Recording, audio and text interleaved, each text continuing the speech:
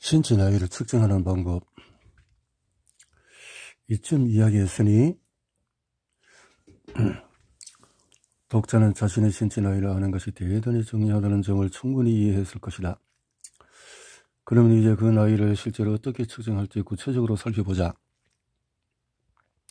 사실 과학자들은 아직 그 나이를 측정할 가장 좋은 방법이 무엇인지를 놓고 의견이 갈린다. 노화는 너무나도 복잡하고 다면적이기에 그것을 측정할 만한 방법도 수십 가지에 달하기 때문이다. 셀피를 찍는 간단한 방법부터 전문 기법과 알고리즘을 써서 종합적으로 평가를 하는 방법에 이르기까지 다양하다. 이 장에서는 자신의 신체의 나이를 측정할 수 있는 방법을 몇 가지 제시할 것이다. 굳이 의사를 찾아가지 않고 집에서 직접 편하게 할 수 있는 방법들도 많은데 각각 나름의 장점과 단점이 있다는 점은 명심하자. 3장에서 말했듯이 우리는 노화가 분자 수준에서 시작되고 시간이 흐를수록 그렇게 변화가 쌓이면서 우리는 의례, 노년과 연관짓는 변화들이 겉으로 드러난다고 본다. 질병, 기능 감퇴, 피부주름, 근육 손실, 운동 능력 저하, 혈액 등의 검사에서 나타나는 비정상적인 수치의 증가 같은 것들이다. 내에 가까운 동료이자 국립노화연구소 과학부장인 르이 페루치는 이런 변화들의 시간적인 연관성을 탁월하게 파악했다. 노화의 결과가 아주 이른 나이부터 이미 관찰 가능하다는 것을 보여주었는데 몸의 회복력을 감안할 때 개인이 그런 변화를 알아차리기는 쉽지가 않다. 우리는 손상을 상당한 수준까지 견딜 수 있고 몸은 그런 상태에서도 전혀 아무런 문제없이 제 기능을 할 수 있는 듯하다. 그러나 이 손상이 어떤 심각한 수준에 다다르면 생리학적으로 해부학적으로 변화가 드러나며 이윽고 신체적으로 또 인지적인 기능에 제약이 가해지는 문턱을 넘게 된다. 노화의 기능적인 척도. 노화는 궁극적으로 분자 수준에서 몸 전체의 기능적인 수준에 이르기까지 모든 수준에 영향을 미칠 것이다. 따라서 이런 변화들과 관련된 모든 정보는 신체의 나이를 추정하는 데 쓰일 수 있다. 노화를 추정하는 가장 단순한 방법 중에 하나는 기능적인 수준에서 우리가 결함 축적이라고 부르는 것을 척도로 삼는다. 노화는 주요 만성 질병 증상을 일으킬 직접적인 위험만이 아니라 다양한 증상을 한꺼번에 발생시킬 직접적인 위험도 증가시킨다. 이를 다중이환 또는 동반이환이라고 한다. 사실 어떤 증상 하나 나타날 때마다 다른 증상이 나타나는데 걸리는 시간은 더 짧아지고 이런 양상은 꾸준히 이어진다는 것이 연구를 통해서 드러났다. 증상은 많아질수록 더 빨리 축적된다. 결함 축적 척도는 개인이 지닌 질병과 고위험 증상의 수이다. 이런 척도 중에서 노쇠 지수는 가장 먼저 나온 것에 속한다. 2000년대 초에 노인의학자 케니스 록우드와 응용수학자 아놀드 미트니치키는 개인에게 나타나는 잠정적인 결함의 비율을 추정함으로써 꽤 신뢰할 만한 노화 추정값을 얻을 수 있음을 보여주었다. 그들은 이 값이 개인의 생애에 걸쳐서 체계적으로 증가하며 숫자, 나이 이외에 기대수명이 얼마인지를 꽤 알려주는 지표임을 발견했다. 본질적으로 이 변수는 개인의 기능 노화 상태를 포착할 수 있었고 이 기능 노화 상태는 앞으로 질병과 사망에 얼마나 취약한지를 알려주는 좋은 지표이다. 이 지표 또한 척도의 한 가지 이점은 뒤에서 논의할 다른 여러 척도들과 달리 계산이 매우 쉽고 완전히 비침습적이며 지난번에 검진으로 얻은 자료 외에 다른 자료를 전혀 요구하지 않는다는 것이다. 그러나 이 다른 척도들과 비교하면 사소한 단점도 몇 가지가 있다. 첫째, 결함 축적이 아직 시작되지 않은 더 젊거나 건강한 성인들의 노화 속도는 구별하지 못할 수도 있다. 둘째로 이 척도는 전반적인 신체의 나이를 제시하기는 하지만은 조직이나 기관별 노화 속도는 검출하지 못한다. 이 문제는 5장에서 다룰 것이다. 셋째로, 결함이 수를 추정할 때 모든 증상을 동등하게 취급한다. 하지만 우리는 몸의 계통마다 노화 속도가 다르며 그래서 우리가 늙을 때 더 혹은 덜 취약해지는 계통들이 있다는 것을 안다. 이 증상들이 모두 똑같은 수준으로 건강에 해를 끼치는 것은 아니다. 일례로 당뇨병은 고혈압이나 관절염보다도 더 위험하다. 그러나 결함 축적 척도는 심각한 증상과 가벼운 증상을 구별하지 않는다. 이런 사소한 단점들이 있긴 하지만 노쇠지수는 전반적인 건강과 노화 수준을 빠르고 쉽게 파악하기 좋은 탁월한 척도다. 다음 페이지의 목록은 자신의 결함 측정 노화 점수를 알고 싶은 이들을 위해 로그드와 미트니츠키의 노쇠지수를 수정한 것이다. 이 결함 측정 척도들의 또 한 가지 단점은 질병 예방 및 건강수명 연장을 돕는 쪽으로 별 기여는 못한다는 것이다. 한 예로 이 척도들은 아직 발명하지 않은 이들의 건강 수준 차이를 구별하지 못하며 사실상 오로지 질병과 증상이 발현되기 시작한 뒤에야 노화를 추적하는 데 쓰일 수가 있다. 질병. 다음 진단을 받은 적이 있다. 예를 들어 당뇨, 협심, 심근, 뇌졸, 치매, 난청, 총점, 기능, 도움이나 특수 장비 없이 그래서 운동은 기능은 계단 오르기, 잠자리 늦기, 일어서기, 또 운동, 진단검사, 또 트리글리세리드, HDL, LDL, 수축기, 공복, 알부민 이런 것으로 점수를 할 수가 있다. 텔로미어 길이는 2000년대 초 과학자들에게 신체 나이를 추정할 방법을 제공할 만한 새로운 척도가 마침내 출현되었다. 바로 텔로미어 길이다. 3장에서 말했듯이 텔로미어 단축이 노화의 주요 증표임은 이미 밝혀졌다. 시간이 흐르면서 세포가 분열하거나 스트레스와 손상을 겪으면 염색체를 보호하는 이 덮개가 점점 짧아지거나 변질됨으로써 프로그래밍된 세포 죽음이나 세포 활동 중단이 유도될 수 있다는 것이 드러났다. 하나 이상의 염색체에서 심각한 텔로미어 마모가 일어나는 세포가 점점 더 늘어날수록 죽어가는 세포가 더 많아지면서 조직도 제 기능을 잃어간다.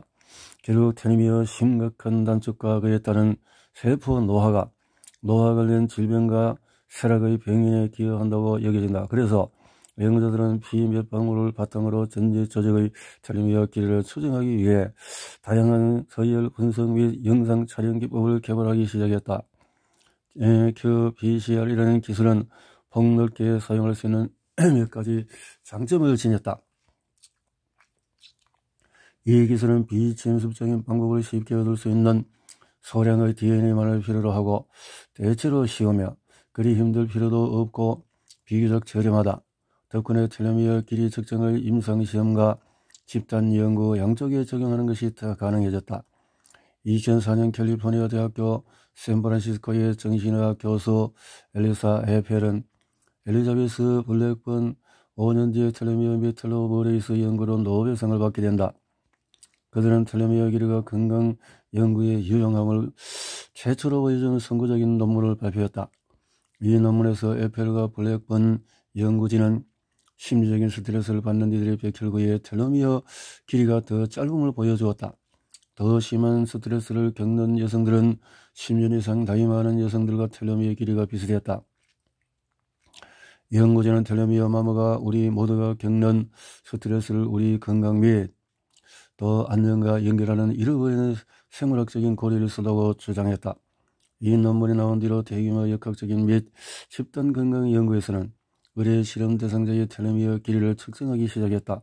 텔로미어 길이가 집단 내에서 건강과 질병 위험의 차이가 생기는 근본 원인을 이해하는 데 도움을 줄 노화의 생물표제 역할을 할 수 있을 것이라는 희망에 쓰였다. 게다가 그런 척도는 취약한 개인들을 식별하고 건강에 개혁할 때 표적을 더 정확히 겨냥하게 해줄 것이라는 낙관론도 있었다. 노벨상을 받은 뒤에 블랙버는 텔레미어 그노스틱스라는 회사의 설립에 참여했다. TDX는 나중에 소비자에게 텔레미어 길이를 측정해서 제공하는 텔로머레이서라는 사업을 시작했다. 텔로이어스. 당뇨병 환자가 혈당을 잴 때와 사용하는 것과 비슷한 바늘로 선거를 질러서 피 몇 방울을 뽑은 다음에 이 혈액실을 우편으로 연구소로 보내면은 그곳에서 텔레미어 길이를 측정해준다. 그리고 이 값은 텔레미어 길이와 같은 사람들의 평균 나이가 얼마라는 내용과 함께 고객에게 보내지는데 그 나이가 바로 신체 나이다. 이는 자신의 텔레미어 길이와 함께 건강 위험까지 어느 정도 알 수 있을 것임을 뜻한다. 그러나 막상 백혈구 텔레미어 길이를 측정한 자료가 쏟아지기 시작하면서 드러난 LTL과 건강 수명이나 수명의 관계는 실망스러웠다. LTL과 나이 사이의 상관관계는 꽤 약해 보였다. 대부분의 사람들에게서 LTL 변이 중에서 LTL 그러면 백혈구 텔레미어 길이 로커사이트 텔로미어 랭스 LTL 백혈구 텔레미어 길이 나이와 대부분의 사람들에게서 LTL 변이 중에서 나이로 설명할 부분은 4분의 1도 안 되는 데였다. 저 LTL은 노화를 추적하는데 그리 유용하지 않다는 의미였다. 게다가 남은 기대 수명을 예측하려 하자 상승되는 결과들이 나타나왔다. 해당 조사기관에서 LTL과 사망 위험이 유의미한 관계를 보였다는 연구 결과도 있는 반면에 아무런 관계가 없다는 연구 결과도 그에 못지않게 많았다. 이었고 LTL을 써서 생물학적인 노화를 측정하거나 이해하려고 할 때 생기는 문제는 텔레미어가 노화 과정에서 중요한지 여부를 반영하는 것이 아니라 측정 방식에서 비롯된다는 점이 명확해졌다. 수만 명이라는 대규모 집단의 생물학적인 특성들을 측정하거나 소비자 대상으로 검사를 수행할 때는 효율과 비용 효과를 고려해야 하기에 가장 정확한 첨단 기술을 택하거나 활용하지 못할 때가 많다. 그래서 이런 동일 집단에 적용되었던 LTL 측정법은 1차원적인 평균값만 내놓았다. 이 말은 텔로미어가 우리 피에 들어있는 모든 세포, 즉 혈구와 혈소판을 제외한 것의 각 염색체의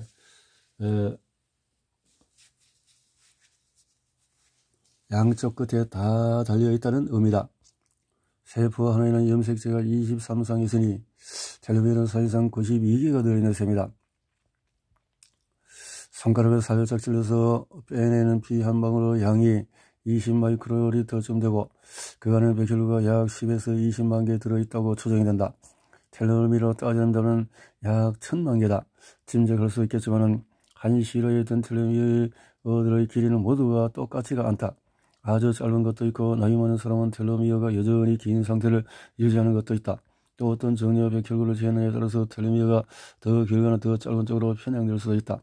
빠르게 분열하면서 기존 세포를 대체하는 세포일수록 텔로미어 길이가 더 짧을 가능성이 높다. 안타깝게도 LTL의 측정값은 시료에 있는 약 1000만 개의 텔로미어 길이의 평균값이다. 중요한 깨달음을 제공할 수 있는 많은 정보가 무시되는 것이다. 만약에 누군가의 텔로미어들의 길이가 아주 다양하다면 어떨까? 가령 두 사람의 텔로미어 평균 길이는 비슷하지만 한 사람은 텔로미어들의 대부분이 비슷한 길이인 반면에 다른 한 사람은 아주 긴 것들과 아주 짧은 것들이 서로 상쇄되어서 비슷한 평균값이 나올 수도 있다. 그런데 그들의 신체 나이가 같다고 할 수가 있을까? 평균값을? 아마 아닐 것이다. 여기서 간과되고 있는 또 한 가지 중요한 질문은 어느 세포에 또는 어느 염색체의 텔로미어가 가장 빨리 짧아지느냐이다. 이런 질문들에 답하지 않는다면 텔로미어의 길이의 측정은 자신의 세포에서 진정으로 일어나는 일을 모호하게 보여주는 것에 불과할 수 있다. 생물학적인 노화에 실제로 일어나는 다차원적인 과정을 1차원적으로 보여주는 것이다. 따라서 서로 구별되면서 연결되어 있는 체계들 전체에 걸쳐서 일어나는 역동적인 변화를 포착하는 척도의 개인의 노화 프로파일을 판단하는 데 훨씬 더 유용할 것이다.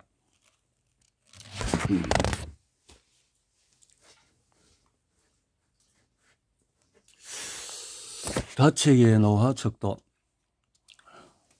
2018년에 나는 검진을 통해서 얻은 다차원적인 정보를 결합하는 다양한 생리학적인 체계들의 기능을 포착하려는 목적을 지닌 노화 척도를 내놓았다. 이 척도 장점은 표준 임상 자료를 쓴다는 것이다. 즉 대부분 사람들이 해마다 건강검진을 받을 때 측정하는 자료들을 이용한다.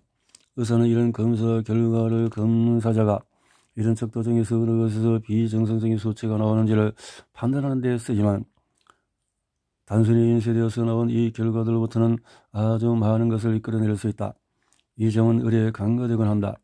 설령 1차 진료기관으로 의사를 찾아간 적이 꽤 오래되었다고 할지라도 미국의 독자라면은 캐스트 다이어그노스틱스나 랩코프에서 비교적 저렴하게 노화 추정에 쓸 검진 결과를 얻을 수 있다.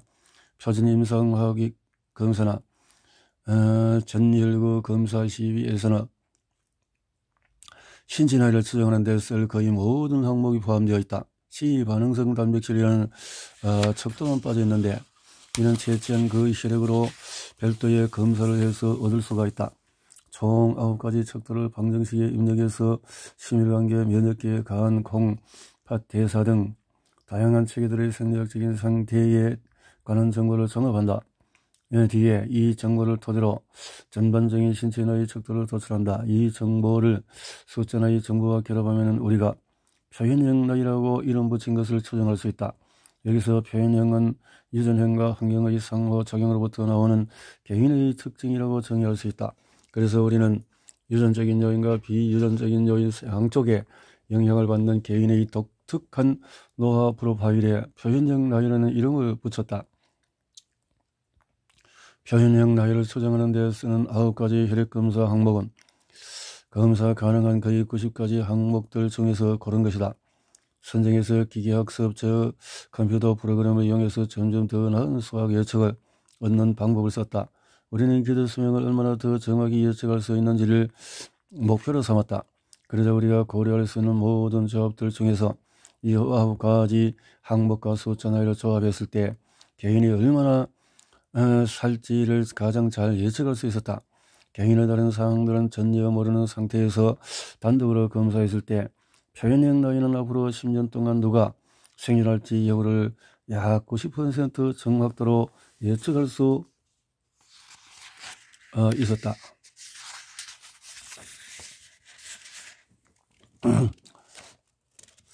누가 버스에 치일지 또는 어떤 희귀한 치명적인 병에 걸릴지 여부는 분명히 예측할 수 없지만 우리 측정값이 이렇게 정확한 이유는 대부분의 사람들이 노화 관련 질병으로 죽으며 우리가 죽음의 가장 큰 위험 요인을 직접 추정하고 있었기 때문이다. 바로 생물학적인 노화 말이다. 이런 척도를 써서 자신의 신체 나이를 알고 싶은 독자를 위해 방법을 알려주자면 실제는 놀라울 정도로 하기가 쉽다. 먼저 의사나 검진기관을 찾아서 다음 표에 검사해달라고 해보자. 공복혈당, C반응성 단백질, 알부민, 또 대사, 염증, 간, 영양실조, 염증, 알칼리 인산분해 효소, 간에 대해서 크레아티닌, 혈장의 공파, 적혈구 크기, 면역, 림프구 비율, 면역, 백혈구 수, 평균, 적혈구 부피, 다 면역에 관계되는 것이다 하는 거죠.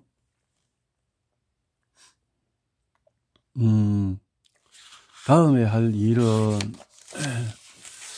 필요한 값들을 다 입력했을 때 컴퓨터 화면에 튀어나온 신체 나이 값이 자신이 기대했던 것과 다르다고 상상해보자.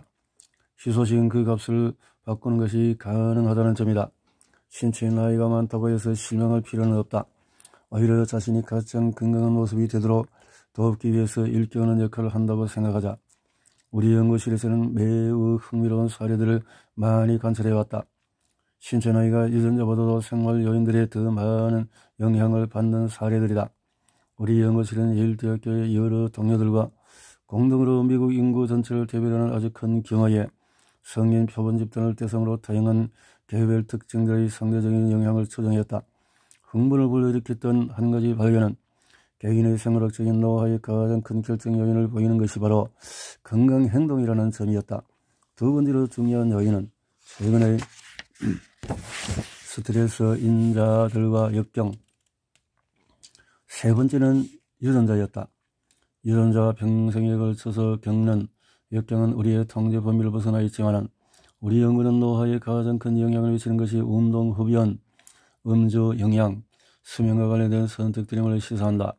이는 우리가 바람하지 않는 최고의 희소식이다. 그것들은 우리 모두가 살면서 통제할 수 있는 것들이기 때문이다. 그래도 뜨뜻미지근 반응을 보일 독자를 위해 한마디 더 하자면 우리는 우리의 생물학적인 노화 척도가 외모도 반영하곤 한다는 점을 보여주었다. 나는 노화를 늦춘다는 목표가 건강을 증진시키는 것이 되어야 한다고 확고하게 믿지만 미적인 이유로 노화를 늦추려는 동기를 갖게 된 이들도 매우 많다는 점을 부정할 수는 없다.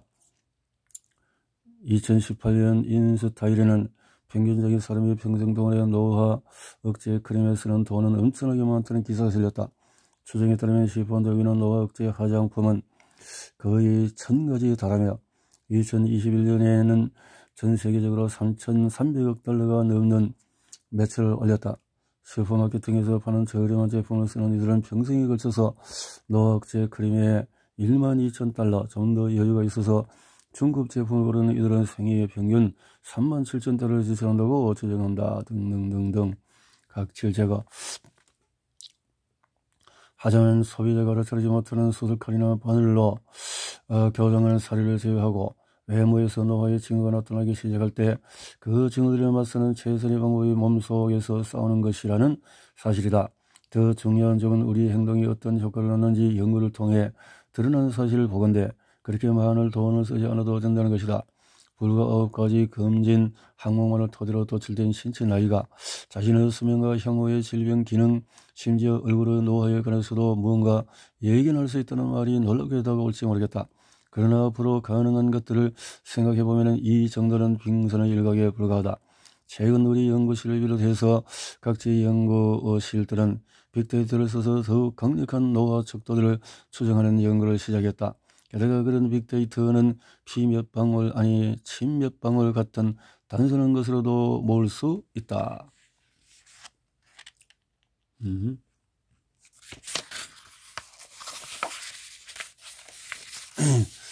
벌써 이렇게 간단하게 실천할 수 있는 피검사로 할 수 있다라는 거죠.